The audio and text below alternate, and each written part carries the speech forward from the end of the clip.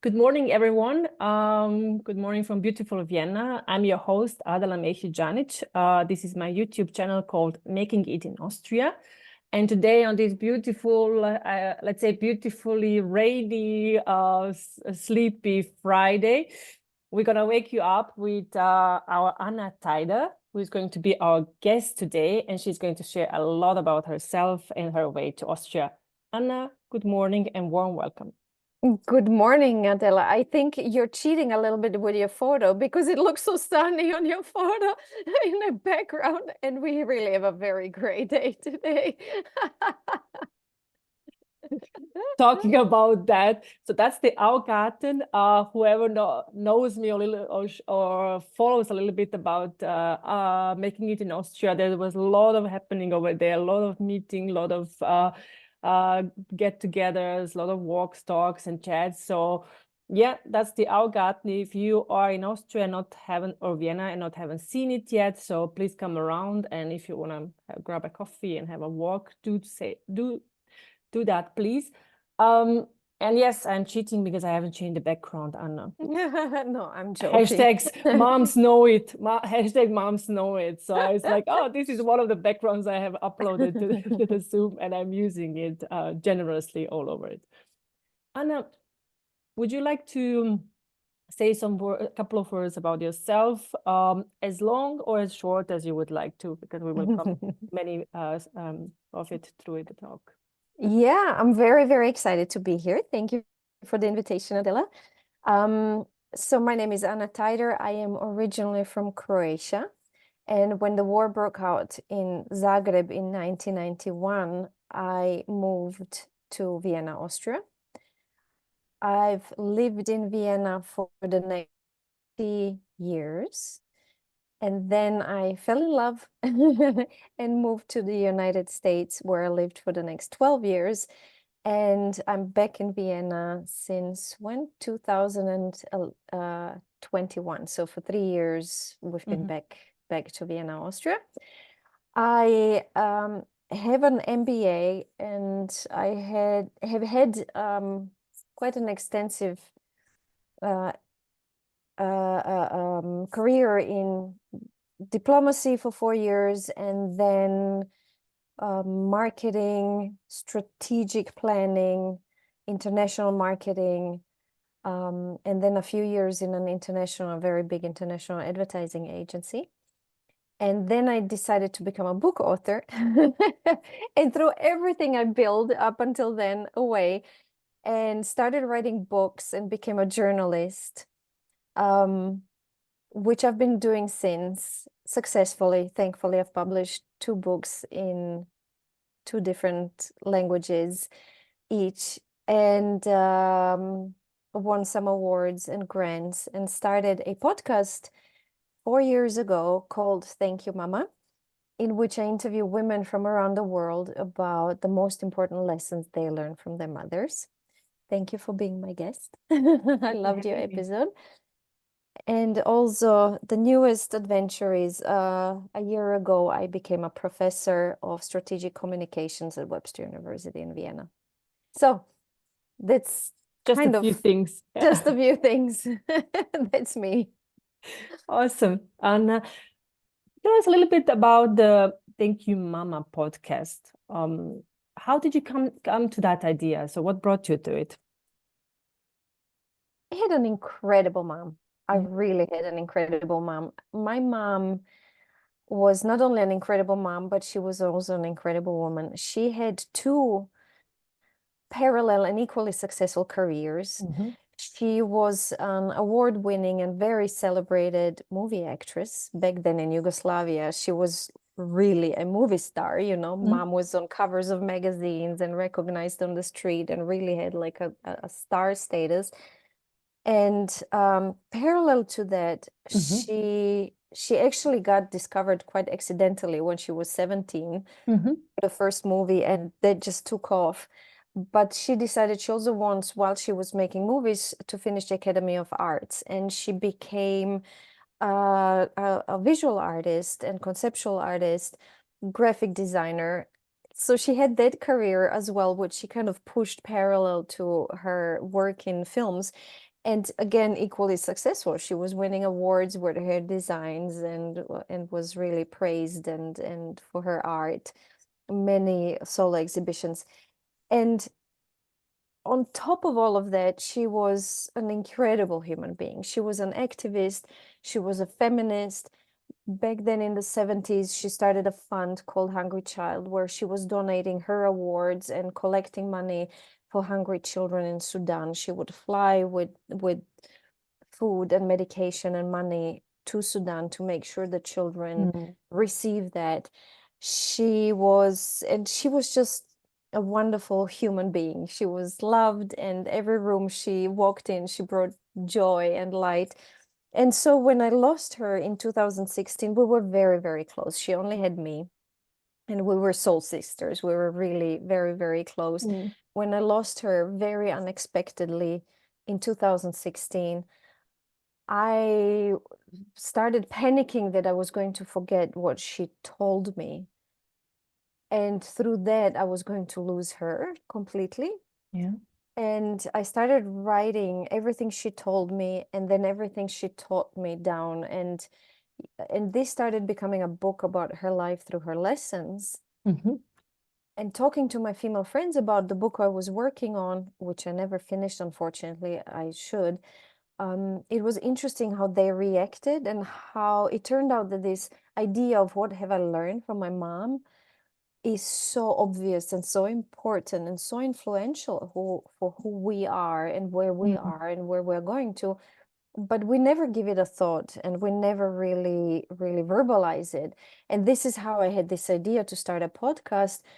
Important for me was because I am so international, like I'm so cross-cultural. I thought this podcast will only have value if it really covers women from different backgrounds, countries, religions, generations, professions.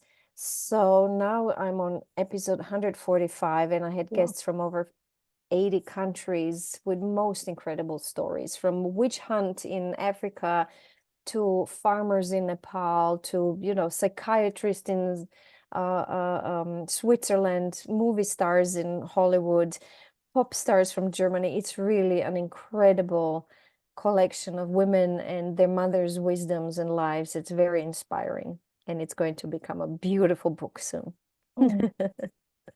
I will. Yeah, this was so nice what you have said. I told you that I came from Sarajevo, so I was on let's say half business trip, and I'm very close to Sarajevo as we have my husband and I, we have studied over there, we worked over there, and we come back every year at least once to see our friends, to support where we can support with several different projects, foundations, organizations, or share our knowledge, time, resources. And there's one of the questions that comes up, and I wanted to come back to you, what you said about your mom. And the questions that we talked about are basically reflected on some of the moms that we know, where we say, how did they manage to do that? So I did an interview yesterday for one of the TV in Sarajevo, in Bosnia and Herzegovina, and then later on we sat together. She's my friend, and we sat together and we were talking about the mom of my best friend, who bakes for me, cooks for me, sends all this delicacy for me because she knows that I love it, and I'm grateful for it. And we were thinking, like, how did they do that? Because she was, for instance, she's now in pension, retired, but she used to work. She studied economy back then, but she was also running the household, 2 kids, big family, big house, still now very different, very active, very social. So what was it, Anna? Was it a different time? Was it a different air? Was it a different spirit? Yeah, it was a different time. It was a different time. We were, I think, everybody, not only women, so many different, it's such an interesting question. Let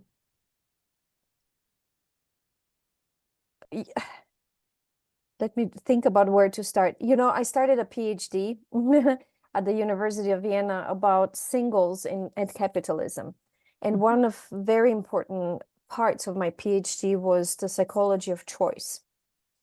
And I've learned through this research that too much choice cramps us in two ways. A, it makes it very hard to make a decision. And B, it makes us much unhappier with the decision we made. So if you have two chocolates to choose from and you choose one, you will be much happier with this choice than if you chose that one chocolate among 15 different chocolates. I think lives used to be before internet and before globalization and information, globalization, lives used to be much more streamlined. So, you were a mom in Sarajevo, you had your job, you had your kids, you cooked when you came home from work. Jobs were, back then, my parents worked from 7 to 3. Exactly. You came home, you cooked, you maybe saw some friends, and you were happy you had your apartment, you had money to pay for this food, your friends that you met locally. Things have so changed that nowadays nothing's good enough. We have so much more information and such a feeling that everything is possible that it's very hard to be satisfied with what we have. A mom today will think, oh, but I have to meditate. I also have to exercise. I have to be in a beautiful form. I have to get some Botox done and facelifts and something to be pretty. I have no idea, so many other things. A, and B, she will maybe think, ugh, I only have, I don't know, a bachelor's from a university in Sarajevo, whereas I could just as well go online and get a master's from this and that university. Or, it's like, or this apartment is too small. I'm watching Selling Sunset, and I know people out there have giant, I think with all this information that's so easily accessible, and especially social media, which constantly preaches at us and is telling us, you should be doing this and you should be doing this, and look at my life and look at this, and this is a possibility. It's very hard to accept certain things and be content with them, be satisfied with them, So I think that's my guess. Yeah. That's how they did it. That's how They were did just it. concentrating on, what is, and doing the best of what is, and taking that and making the best out of that without being disappointed that, yeah, I don't live on Sunset and I don't have a master's from Harvard and I'm not earning millions, or don't look like, I don't know, Gwyneth Paltrow, True. Maybe.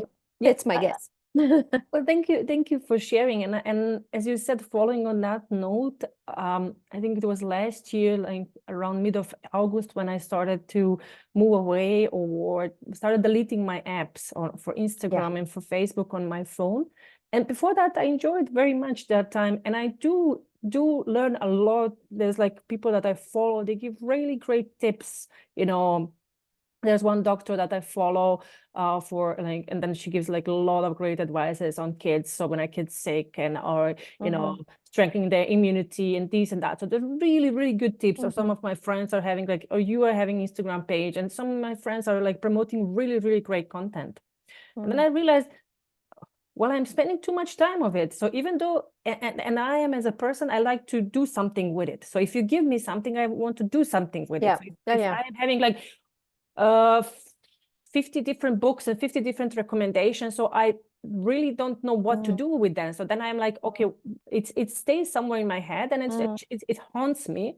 Exactly. And then I said, it's something you didn't do. Exactly. And then I said, well, I know on one side I'm getting so many benefits because I'm getting so many great tips. And I was talking to a friend the other night, and he was saying he was showing me some things that he found on Instagram, and he was like, I found it there. It's so cool. It's so nice. And I get some really good tips. And I do agree on that. There's like tons of benefits on it. So there are like really great people who are producing amazing content for that. But on the other side, I said, like, if I go there, then I'm like feeling, oh, just like 50 minutes, half an hour. And then I'm like overwhelmed, like a huge wave coming at me. I'm like, what am I going to do with all this information? So the way I do it nowadays is like go there and find for an advice and get away, because otherwise it's just, I cannot handle this. So it's overstimulation for me. There are two problems with it. One is it started showing you things you didn't subscribe to. So as much as I tried streamlining whom I'm following so that I only see what I want to see, but suddenly I get all these, you know, exercising ladies are like, this is what you should do in your 50s. I didn't ask for that. And B, I think generally the problem with this media, and I noticed that also as I age, I've been doing Tai Chi and meditating for past 25 years. You know, the problem is about it doesn't allow you to stay in the flow. They call it the flow, to stay, you know, when you're concentrated on one article, one book, one task, one something, and you concentrate on it and you stay here, you're very centered, and this gives you a feeling of calm and feeling good. The problem with social media is it's exactly the opposite. It's like going to a, I don't know, Prato, disco club or something, and it's all like this. And I make the mistake where I take it to relax. I'm like, oh, I'm gonna, you know, just see what's new. And instead of relaxing and like getting myself centered, I after minutes, I'm like, whoa, you know, suddenly I'm all agitated. And that it's not, I wish I could get away from it. I also use it for my podcast. It's important, you know. But if I didn't have my podcast, I think I would just shut everything down. Except for I like Facebook because it keeps me together with my old friends. Facebook I find is really like still for connection. Instagram is just there's a lot showing off. Yeah, but a friend of mine, he was like, he can, you know, there's people who can do that. It's like they switch off, so they go in, they relax. He said, I go there to relax, so I'm in between the tasks, so I go there, I relax, I close it, and he was showing me the times, you know, like I'm 20 minutes, 30 minutes, and so on. So yeah, but it's for me, it's like always like trying to figure out what at the end of the day that I feel calm. So at the end of the day, it's not that I'm going to be like all over the place, but really to try to keep calm as much as possible and focus as much as possible on things that are running, going around. Anna, this is a podcast for people. Yeah, it's called Making It in Austria, and it started as an idea to give, you know, stories of people who have made it in Austria, who came to Austria for different reasons. Might be studies, might be love, might be job, might be just because they wanted to do something new and different. And we try to give as much, you know, advices as we can, and it's a supportive community. It's now, you know, growing year by year, and I'm happy to see that people come together among each other and create something more impactful. So what would be your tips when thinking about, you know, someone is watching us and listening to this podcast and considering to move somewhere away? So what would be your tips, since you have moved along a lot and lived abroad here and there? So what would be your tips? I think number one tip would be to be respectful towards your new home country, towards the chosen home country. It's very easy to come to a country and, you know, try to stick to your old values and rules and your old country's ways. But I think you always have to imagine you're coming into somebody's home, you know. If you come into somebody's home, you would also kind of do as they do and adapt yourself to what the situation is there.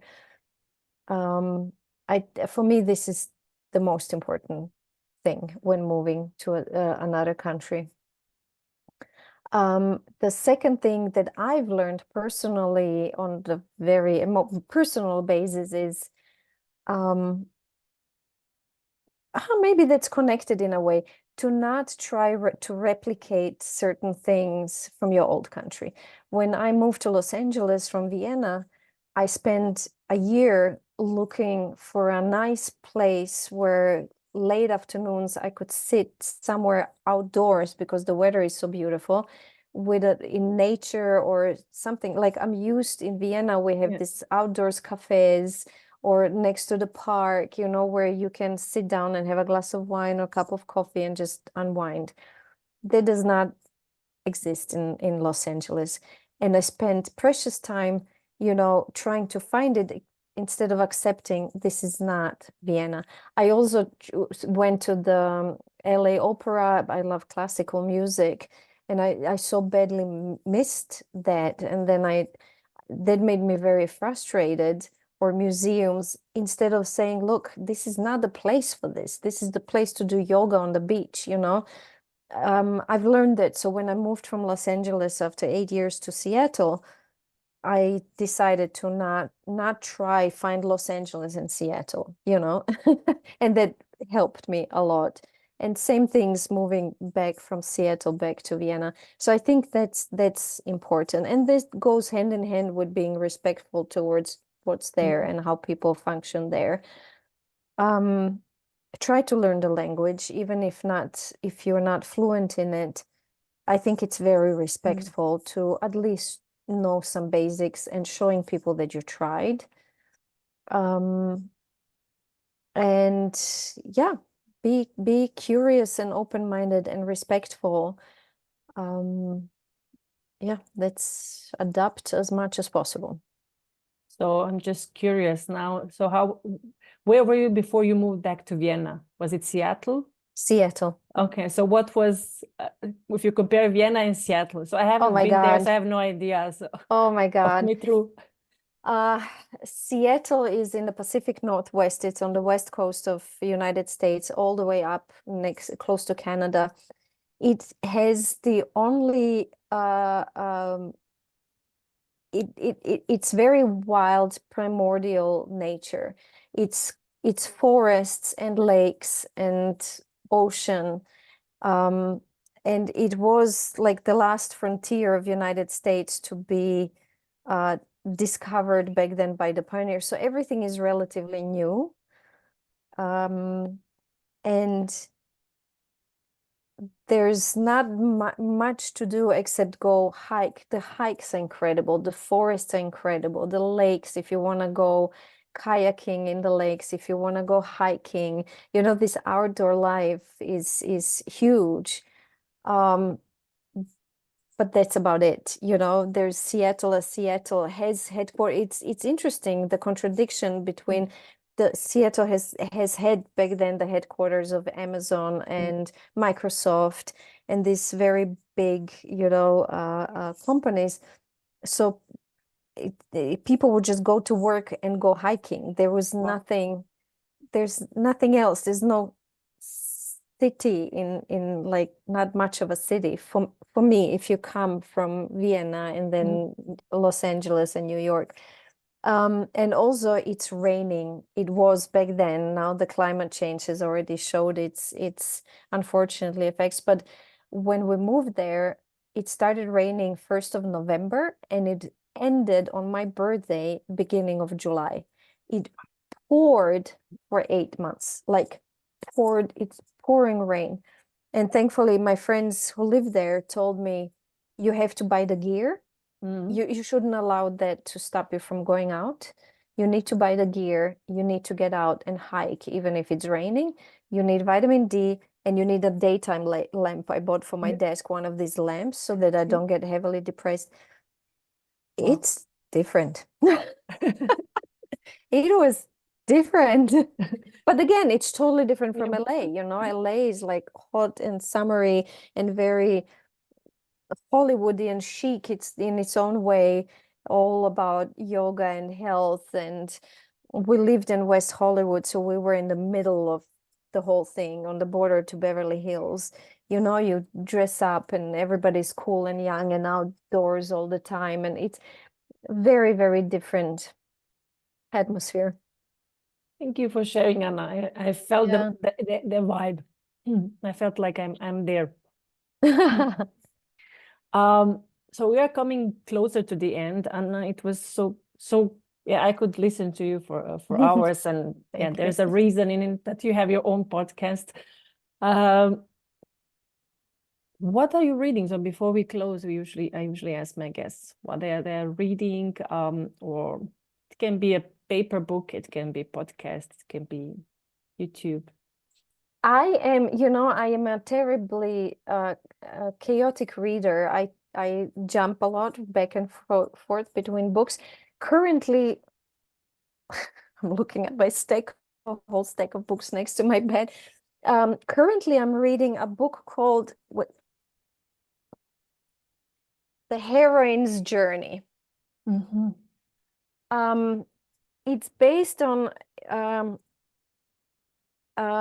Joseph Campbell, many years, 30 years ago, wrote a book about the hero's journey, which is a book that talks about this primordial, archaic story of a human journey, spiritual journey and inner journey, which is then reflected in movies and books and these journey stories of, how you discover yourself and your true life. Now, Maureen Murdoch, and that book became extremely famous with both screenwriters, book authors.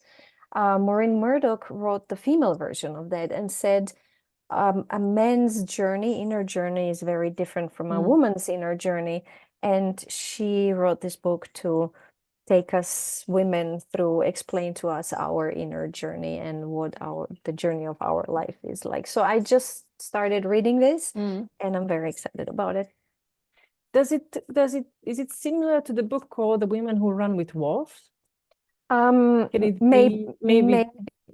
Oh my God, I love me. that book. Have you read it? Yeah. Oh, I love that book so much. That book, it's like 800 pages. Yes. And once it took me like 7 years to start reading it. I started and couldn't. It wasn't the right moment. But when the right moment struck and I started reading it, I couldn't let it down. It was such an emotion. It was really a spiritual journey for me. I think it might be a little similar to that.